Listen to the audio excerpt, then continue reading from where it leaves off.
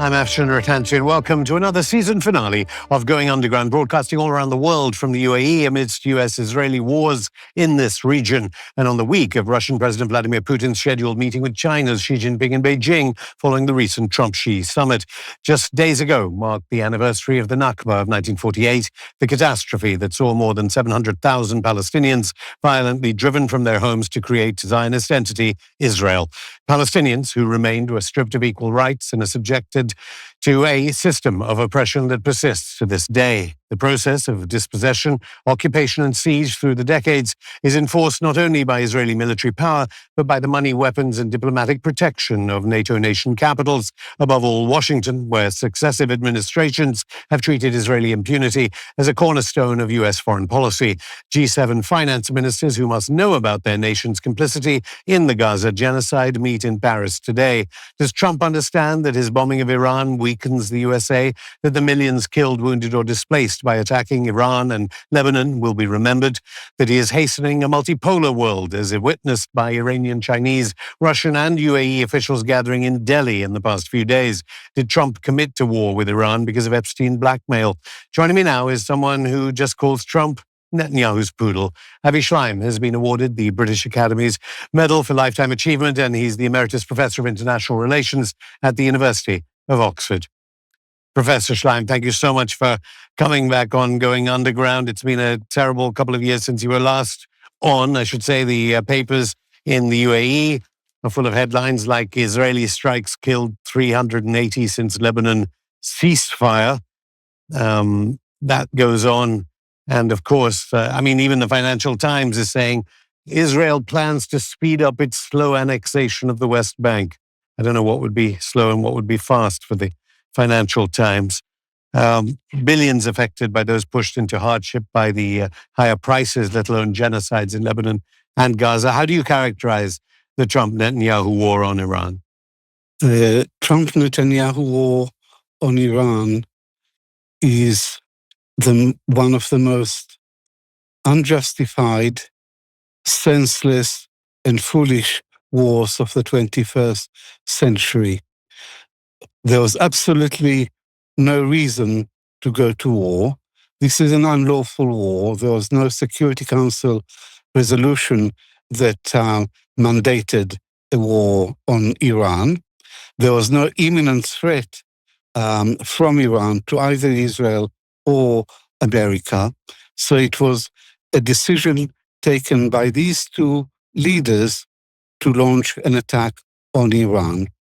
And the dominant personality here is Netanyahu. He's the junior partner, but he's the real architect of this war. He succeeded in dragging America into a war on Iran. And remember that Netanyahu was first elected as prime minister in 1996. For the last 30 years, Netanyahu has been demonizing Iran and calling for a military strike against Iran's nuclear facilities. But no American president, until Trump, was stupid enough to fall for it.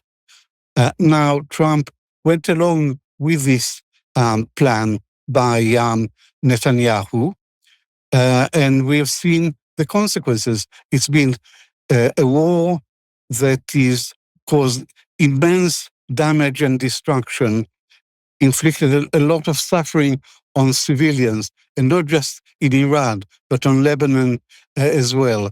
And at the same time, Israel continues the genocide in Gaza and the ethnic cleansing of the West Bank. So what we are seeing is an Israeli success in dragging America into a war which is damaging to America, damaging to America's Gulf allies, hugely damaging to the international economy, and undermines international law. I'll get on to the Americans, ordinary people in the United States not supporting it, but away from the individuals. And of course, your histories are about structures. The Israeli Democracy Institute polled 93% of Israeli Jews in favor of bombing Iran. And that was a majority even after the slaughter of the 168 schoolgirls in Minab. Perhaps that wasn't covered in the Israeli media. It's not really just about Netanyahu, is it? Given 93% of Israeli Jews supported bombing Iran. No, it's not just about Netanyahu. The whole of Israeli society has been moving to the right steadily for the last 25 years, since the second Intifada. Israel has become more right-wing, more overtly racist, and there's been a growing impact of religious Zionism on Israeli foreign policy. In general, it's much easier to persuade the Israeli public to go to war, to attack the enemy, than to make peace, because peacemaking involves making concessions, whereas going to war is always more popular. And Netanyahu has been very successful in persuading the Israeli public that Iran poses an existential threat to Israel. That's what he keeps repeating, and that's what Israelis believe. That's why this high level of a high degree of support for the war. But Netanyahu is wrong. Iran is not an existential threat to Israel. Just look at the records. Iran has never attacked any of its neighbors. Israel's keep attacking its neighbors left, right, and center. And now it's attacked not a neighbor, but Iran itself. Iran signed the Non-Proliferation Treaty. Israel has refused to sign the Non-Proliferation Treaty. Iran submitted to international inspection of its nuclear program.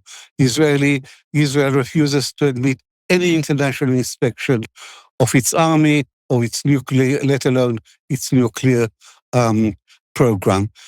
Iran has renounced the wish of producing nuclear weapons, whereas Israel has in the region of 200 nuclear warheads. So to sum up, Iran does not pose an existential threat to Israel. It's Israel which poses an existential threat to Iran.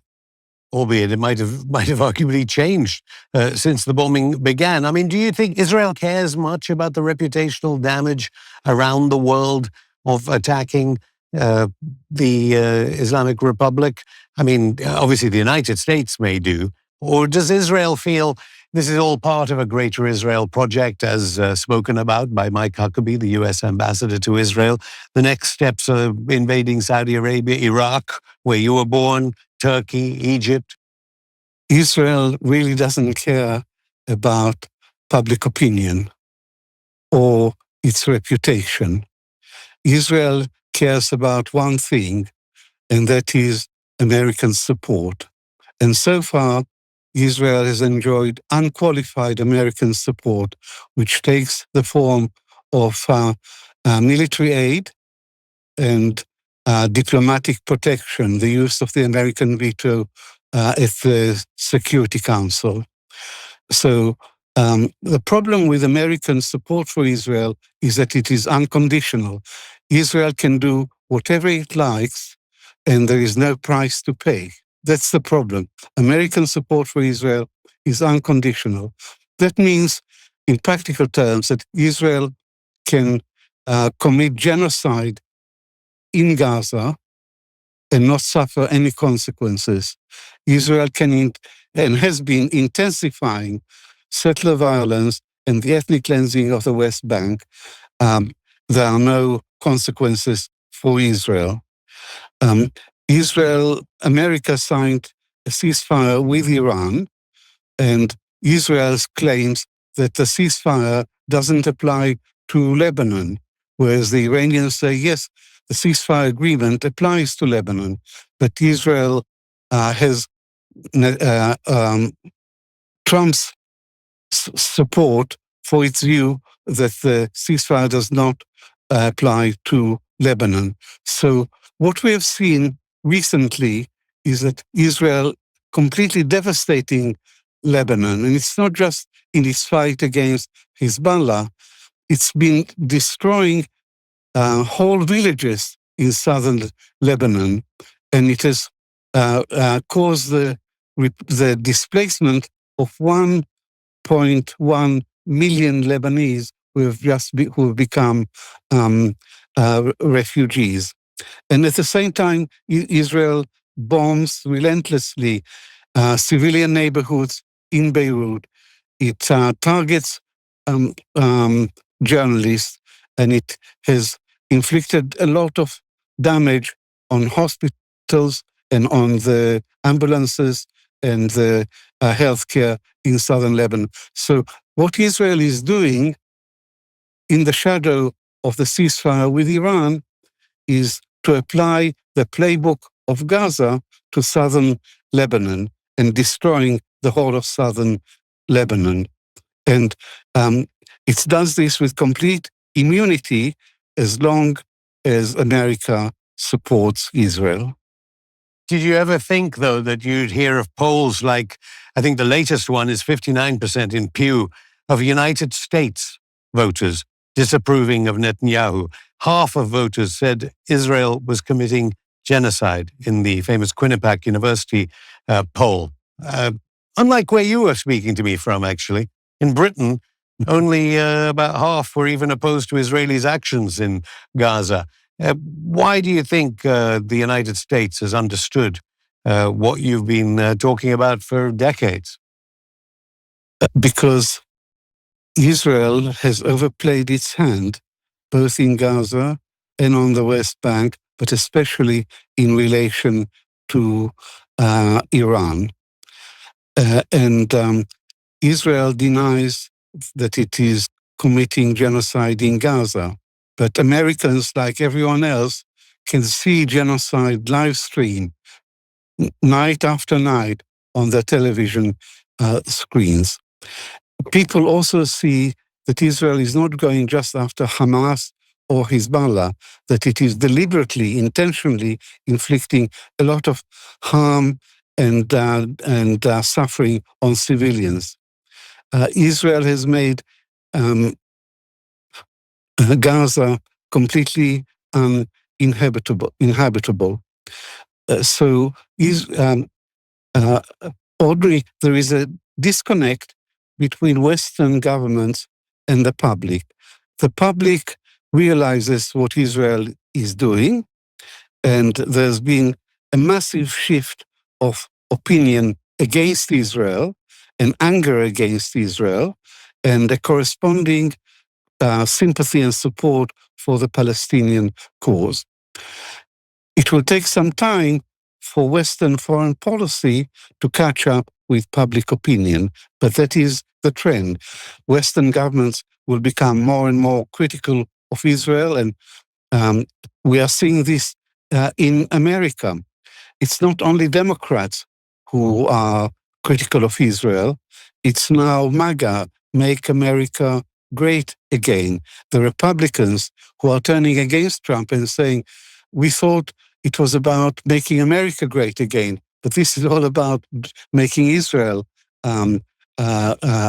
great again. So American public opinion is shifting very dramatically against Israel, including Jewish opinion. Jews in America, particularly the younger generation, are increasingly outspoken in their criticism of Israel. They call for the end of occupation, and they want to uphold the human rights of the Palestinians. Professor Avi Shlaim, I'll just have to stop you there. More from the Emeritus Professor of International Relations at the University of Oxford after this break.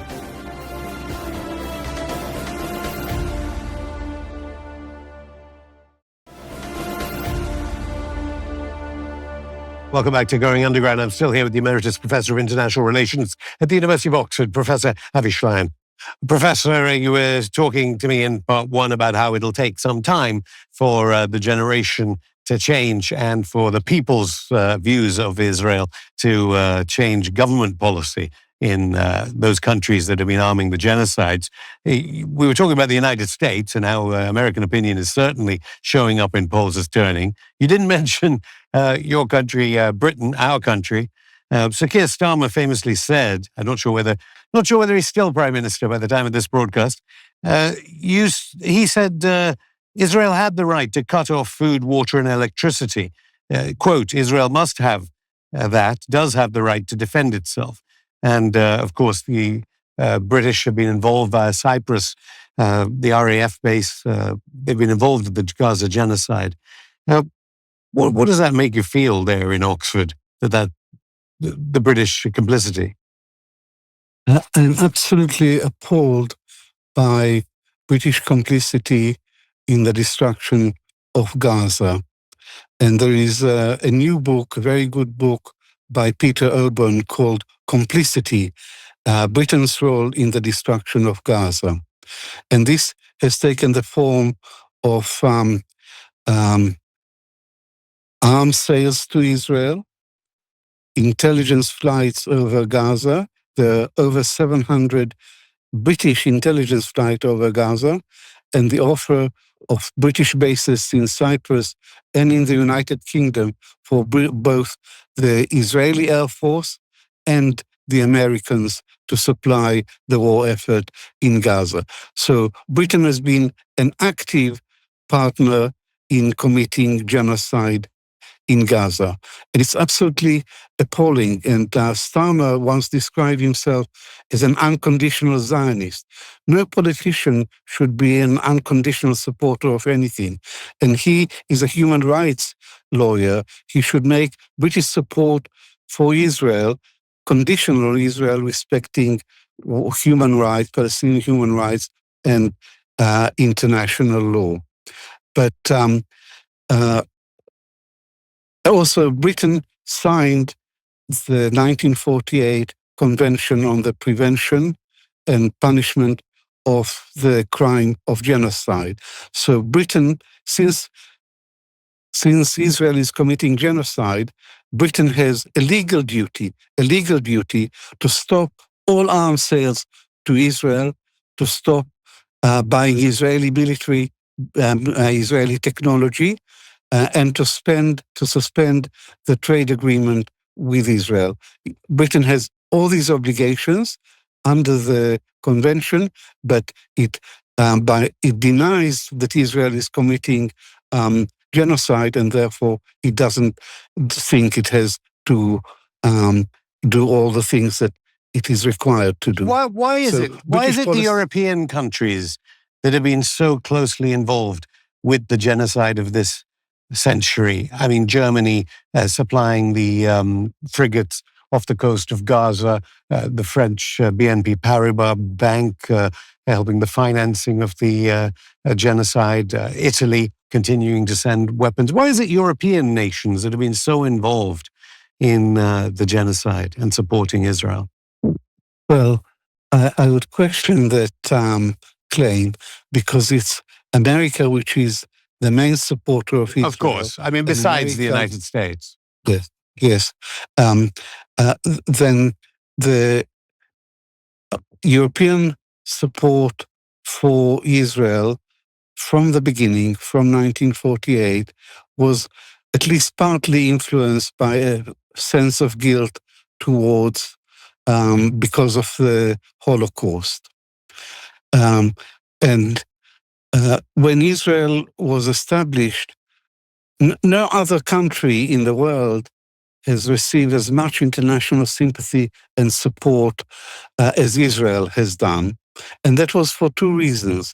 One is a feeling of guilt towards the annihilation of European Jewry here in the heartland of Christian Europe. And the other reason is that Israel was perceived as an island of democracy in a sea of authoritarianism.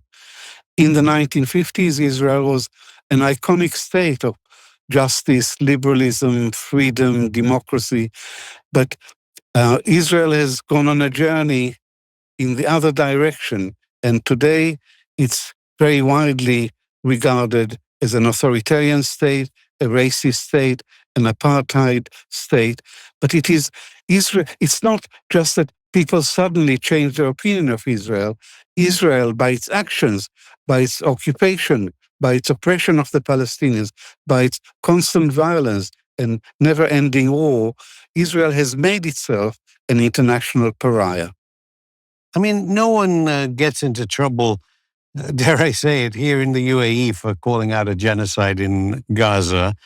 There have been protest movements in Britain, like Palestine Action. I think even today you face 14 years, up to 14 years in prison or something for wearing a T-shirt. Yeah. The European Legal Support Center Index of Repression has documented 964 incidents of repression against students, academics, writers, and teachers between 2019 and 2025. Is that the governing guilt people in power in European countries and in Britain wanting to keep that support, desperately hold on to that support for Israel? Why are they doing this, those in power?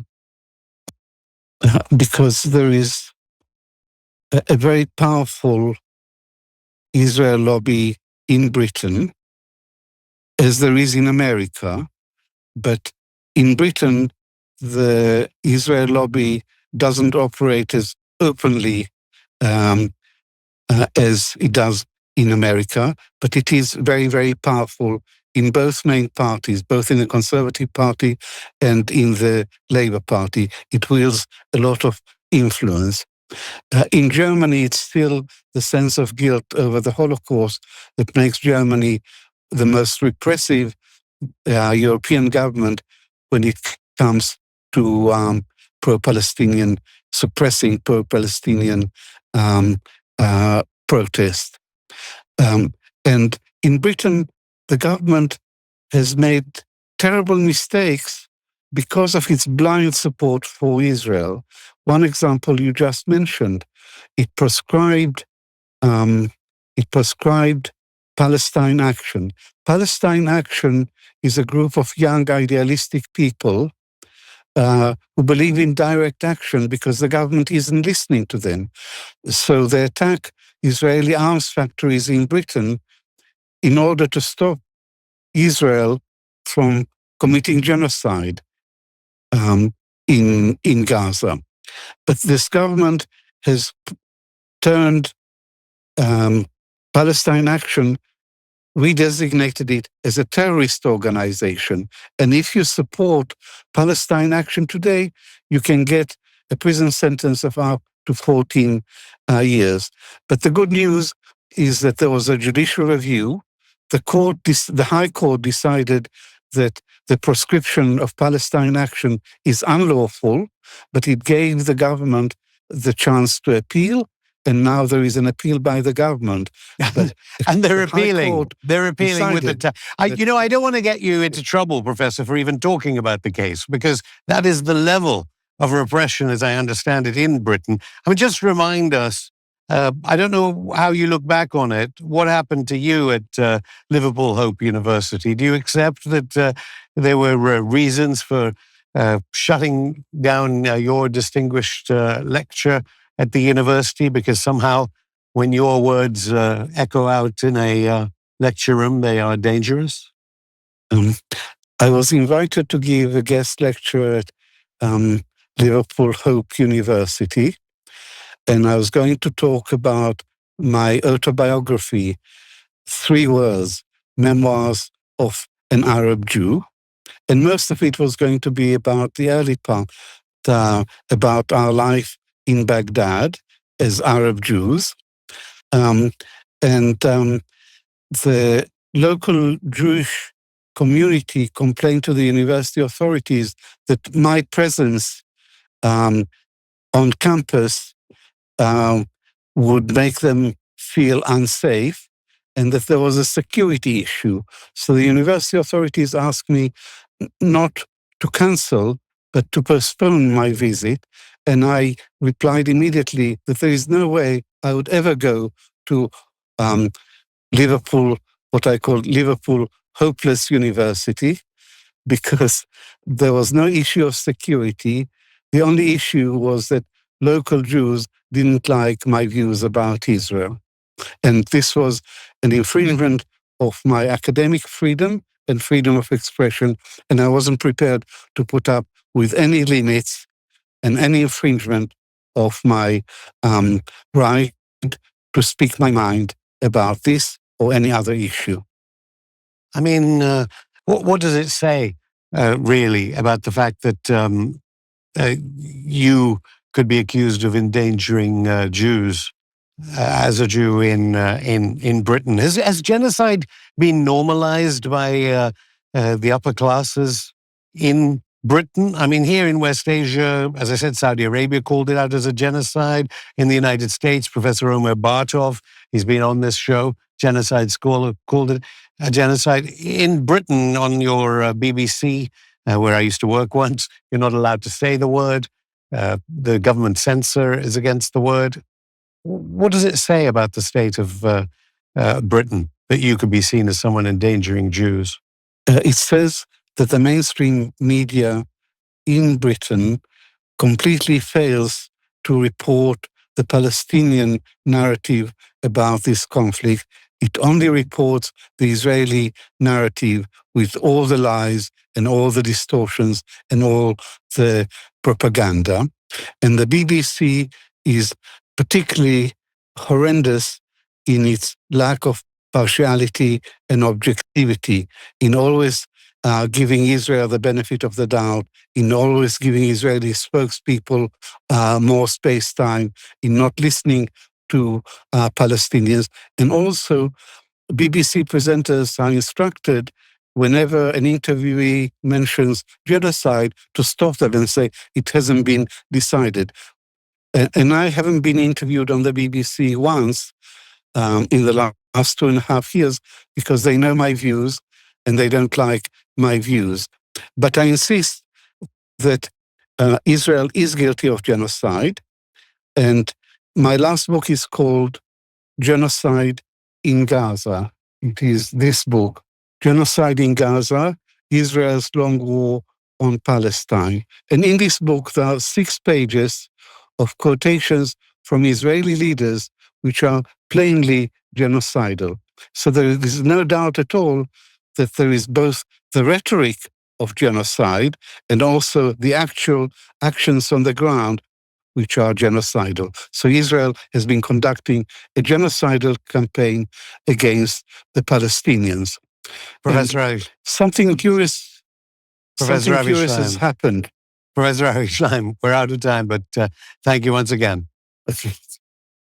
Thank you. And that's it for our final show of this season. Our continued condolences to all those of you bereaved or affected by today's NATO nation wars of aggression, including, of course, the Gaza genocide and the mass killing in the Donbass. We'll be